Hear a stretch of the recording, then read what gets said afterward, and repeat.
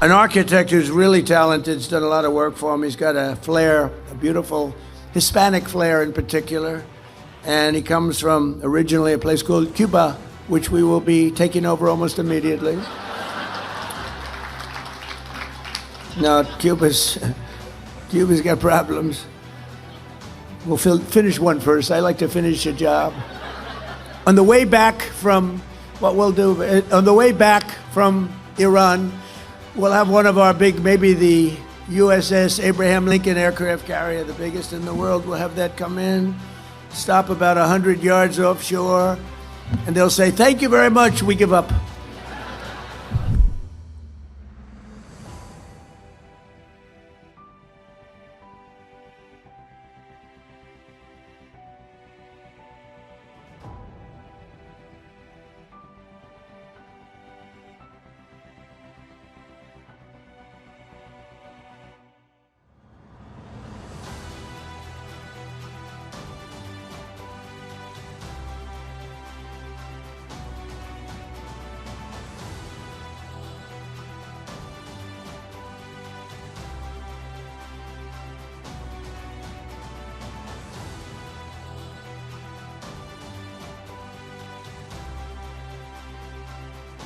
Kalah jadi arang, menang jadi abu. Mungkin ini adalah perumpamaan yang cocok untuk Amerika Serikat saat ini. Agresi yang dilakukan terhadap Iran di Timur Tengah tidak menunjukkan tanda-tanda akan berakhir. Alih-alih fokus pada permasalahan di Timur Tengah, Amerika Serikat malah berencana untuk menginvasi wilayah Kuba. Ancaman ini nampaknya bukan sekedar isapan jempol belaka. Dikabarkan jika Amerika Serikat sudah mulai mengirimkan kapal induk dan kapal perangnya. Namun, Kuba nampaknya tidak akan menyerahkan kedaulatan semudah itu. Negeri Mutiara Karibia ini nampaknya tidak menunjukkan sikap akan menyerah kepada Amerika Serikat. Akankah ekspansi Amerika bakal menaklukkan Kuba atau justru berakhir pada kekalahan semata? Cetak gol coba merangkum gagal invasi Iran, gejolak peperangan kembali pecah. Trump serang Kuba sebagai berikut. Amerika kerahkan kapal perang taklukkan Kuba. Amerika Serikat nampaknya belum menunjukkan tanda-tanda akan menyerah atas invasinya ke Kuba. Meskipun agresi yang dilakukannya ke Iran belum menunjukkan bahwa Iran akan menyerah, malah Amerika Serikat memilih ekspansi ke Kuba. Trump dengan sombongnya menyatakan bahwa Amerika Serikat akan menggebuk dan mencaplok Kuba. Rencana ini disampaikan saat Amerika bahkan belum benar-benar mengakhiri perang dengan Iran. Kuba akan kita rebut sesegera mungkin, orang-orang Kuba akan mendapatkan masalah. Itulah kata-kata yang ia ucapkan dalam sebuah acara di West Palm Beach, Florida. Demi memuluskan rencananya itu, Trump diketahui mengerahkan kapal induk dan kapal perangnya. Kapal-kapal tersebut merupakan kapal yang baru saja kembali dari Timur Tengah. Amerika Serikat melihat peluang bahwa Kuba akan menjadi target selanjutnya. Demi menaklukkan negara tersebut, Trump memberikan isyarat untuk menurunkan kapal induk USS Abraham Lincoln. Sebagai informasi, USS Abraham Lincoln adalah sebuah kapal induk bertenaga nuklir kelas Nimitz. Ukuran panjang kapal tersebut sekitar 332,8 meter dengan berat penuh lebih dari 100.000 ton. Kapal tersebut direncanakan akan berlabuh di sekitar lepas pantai Kuba, tepatnya sekitar 100 yard dari daratan. Upaya ini bukanlah tanpa sebab. Jika dilihat dari kacamata militer, tindakan ini adalah ancaman terhadap Kuba. Trump ingin menunjukkan bahwa Amerika Serikat dapat kapan saja mengambil alih Kuba. Amerika Serikat juga mengisyaratkan bagi Kuba agar menyerah dalam sekejap tanpa pertempuran besar.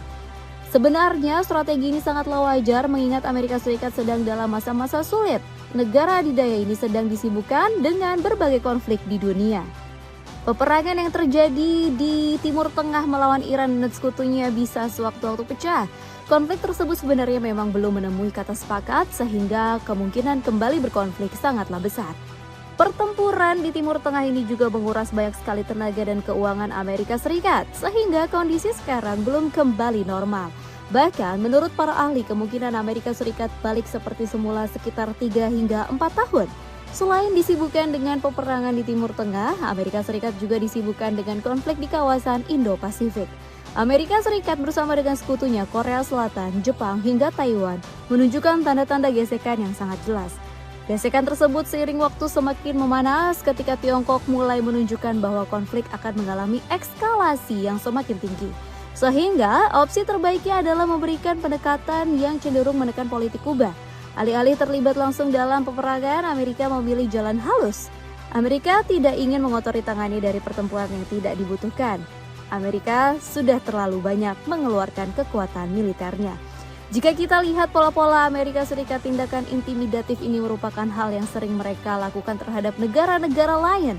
Selain itu, Amerika juga lebih memilih rakyat dari sebuah negara untuk menyerah ketimbang terlibat dalam pertarungan fisik, meskipun hal ini tidak berlaku pada Iran. Lalu apa yang membuat kehadiran Kuba sangat krusial bagi Amerika Serikat? Apakah keputusan ekspansi hanya berakar pada permasalahan bahwa Kuba adalah negara komunis? Jawabannya sebenarnya sangatlah sederhana. Trump beranggapan bahwa tindakan ekspansi adalah bentuk dari kritikan kepemimpinan Kuba yang dianggap buruk. Ia memandang bahwa kekerasan terjadi di Kuba selama bertahun-tahun. Itu dalam versi Trump. Jika kita lihat dari kacamata politik, wilayah Kuba merupakan wilayah yang sejak lama memberikan penentangan kepada Amerika Serikat. Negara ini memiliki catatan panjang dalam menentang dominasi Amerika Serikat. Negara ini meskipun hanyalah negara kecil, namun Kuba tidak pernah menunjukkan tanda-tanda patuh kepada Amerika. Kuba bahkan pernah hampir membuat Amerika Serikat rata dengan tanah. Ketika Perang Dingin, wilayah ini pernah dijadikan sebagai penempatan rudal-rudal Uni Soviet. Diperkirakan rudal-rudal tersebut dapat mencapai Amerika hanya dalam hitungan menit. Bisa dipastikan bahwa Amerika Serikat akan musnah. Amerika juga memiliki sejarah kelam dalam penaklukannya di Kuba. Amerika pernah gagal dalam insiden yang disebut dengan nama tragedi invasi Teluk Babi. Invasi ini merupakan upaya serangan militer yang gagal oleh Amerika Serikat. Serangan tersebut dilakukan pada 17 hingga 19 April 1961. Operasi ini digunakan untuk menggulingkan pemerintah revolusioner Kuba yang dipimpin oleh Fidel Castro. Serangan ini diperkirakan melibatkan sekitar 1.400 pelarian Kuba yang dilatih dan didanai oleh agen intelijen Amerika Serikat, yaitu CIA. Hal lainnya yang membuat Amerika Serikat getol ingin mengambil alih Kuba karena letak geografis yang strategis, dan negara kecil ini akan menjadi jalur masuk sempurna bagi agen-agen intelijen negara-negara asing. Hal ini memang sudah dibuktikan di masa Perang Dingin ketika itu agen-agen Uni Soviet menjadikan wilayah ini sebagai jalur masuknya.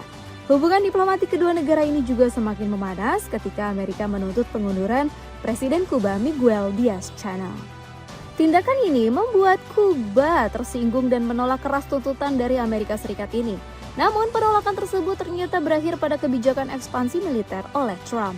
Negara adidaya ini tampaknya tidak menunjukkan tindakan yang setengah-setengah. Aksi militer Amerika menunjukkan bahwa negara ini serius akan menginvasi Kuba. Belum lagi Amerika juga melakukan blokade ekonomi terhadap Kuba. Blokade tersebut membuat ekonomi Kuba lumpuh seketika. Kondisi ini menunjukkan bahwa Amerika Serikat ingin agar Kuba dapat perlahan jatuh ke tangan Amerika Serikat. Gagalnya invasi ke Iran hingga kekalahan memalukan. Berbagai upaya dilakukan oleh Amerika Serikat untuk menginvasi dan menguasai Kuba. Upaya-upaya tersebut dilakukan demi satu tujuan semata, yaitu minyak. Diperkirakan bahwa Kuba memiliki cadangan minyak sekitar 124 juta barrel yang terbukti pada tahun 2025. Jumlah cadangan itu membuat Kuba menempati peringkat 67 dari negara produsen minyak bumi. Produksi harian dari kilang minyak Kuba ini mencapai 30.542 barrel, meskipun produksi tersebut akhirnya tetap memaksa Kuba melakukan impor. Beberapa negara-negara yang seringkali menjadi incaran Kuba adalah Rusia dan Venezuela. Namun semenjak Venezuela dikuasai oleh Amerika, maka impor pun terputus. Meskipun Kuba sangat bergantung pada impor dan produksi minyak dalam negerinya masih minim, terdapat potensi cadangan minyak yang besar di lepas pantai cekungan Kuba Utara. Menurut US Geological Survey, jumlah cadangan minyak tersebut mencapai 4,6 miliar barrel. Angka ini bukanlah angka yang sedikit. Terdapat beberapa perusahaan yang berusaha melakukan pengeboran lepas pantai seperti Repsol, Statoil, dan ONGZ. Meskipun cadangan minyak ini tidak sebesar Iran ataupun Venezuela, namun cadangan ini tetap saja potensial bagi Amerika Serikat. Bahkan upaya-upaya pengambil alihan ini dilakukan hingga membuat Kuba menjadi gelap gulita. Akses minyak yang dibatasi membuat Kuba kehilangan sumber energi. Alhasil, Kuba ibarat kota mati ketika di malam hari. Amerika ingin menunjukkan diri bahwa mereka adalah bangsa yang besar. Trump dengan sesumbar menyatakan bahwa mereka mampu menguasai Kuba. Padahal sebelumnya Amerika Serikat sempat kewalahan dalam perang dengan Iran. Hal inilah yang membuat banyak pihak menilai bahwa tindakan Trump cenderung terburu-buru.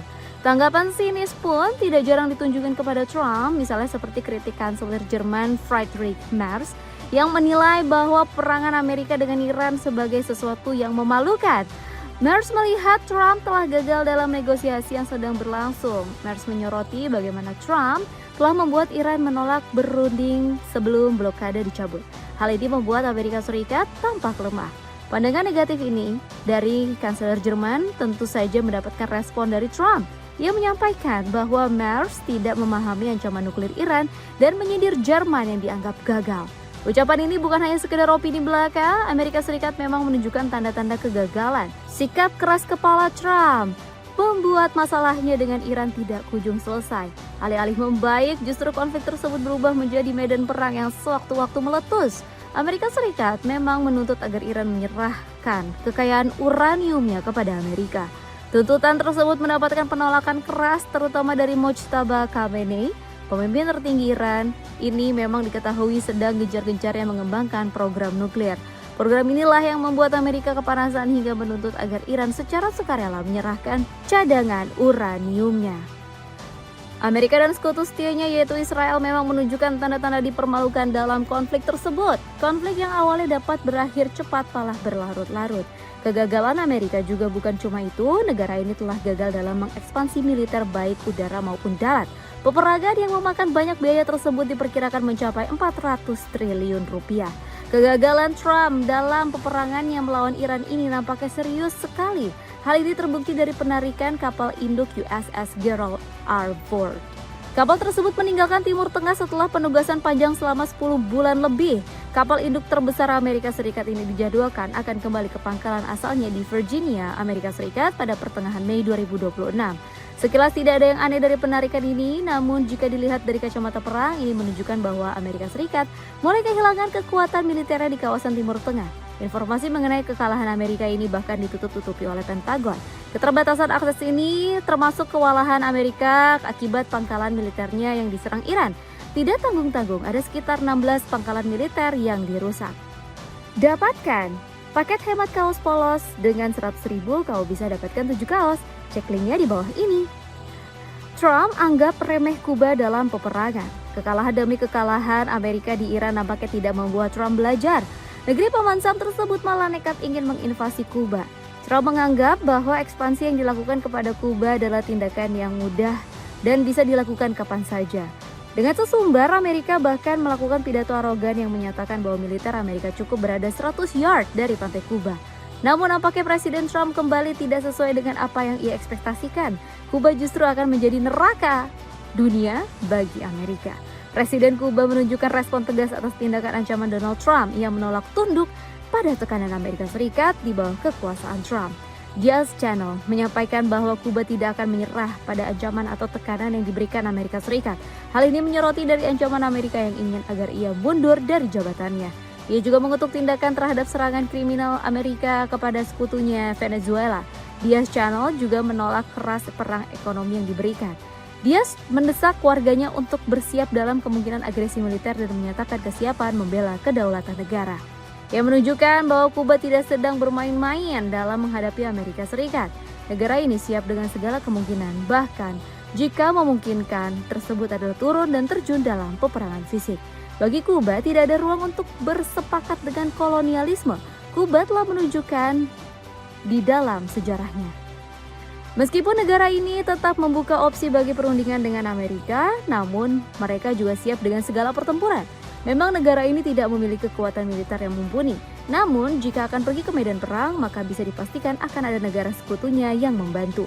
Sejauh ini sudah terdapat beberapa negara sekutu Kuba yang ikut serta menopang ekonomi Kuba di kala krisis ini. Misalnya saja Rusia mengirimkan pasokan minyak demi mengatasi kelangkaan energi parah di Kuba. Rusia mengirimkan 730.000 barel minyak yang tiba di pelabuhan Matanzas bulan April 2026. Selain Rusia, ada juga Meksiko yang telah mengirimkan bantuan kemanusiaan kepada Kuba pada Februari 2026. Negara ini membawa 814 ton bantuan pangan dan medis, Salutnya lagi, Meksiko bahkan dalam posisi sanksi oleh Amerika. Di kawasan Asia, Tiongkok secara terbuka menyatakan hubungan diplomatik dan komitmen dalam memberikan bantuan guna menghadapi blokade energi dan ekonomi. Pada kasus Turki, negara ini membantu Kuba dalam mengirimkan bantuan krisis energi listrik. Mereka mengirimkan kapal pembangkit listrik di perusahaan Car Power Ship. Kapal ini membantu menyokong listrik Kuba bahkan hingga hari ini. Negara-negara ini tidak hanya akan membantu dari sisi logistik, mereka juga akan terlihat aktif jika sewaktu-waktu peperangan terjadi. Bagi Amerika Serikat, ini adalah ancaman serius terhadap negaranya. Amerika akan menghadapi serangan serius dari berbagai negara yang mendukung Kuba dalam peperangan ini. Sepatu sneakers dari Kanki. Sepatu yang sangat nyaman digunakan dengan penampilan yang mewah. Cek linknya di bawah ini. Itulah ulasan mengenai gejolak peperangan kembali pecah, Trump serang Kuba. Akankah konflik ini berakhir dengan agresi militer Amerika Serikat ke Kuba atau hanya sebatas ketegangan semata? Coba tulis pendapatmu di kolom komentar di bawah ini.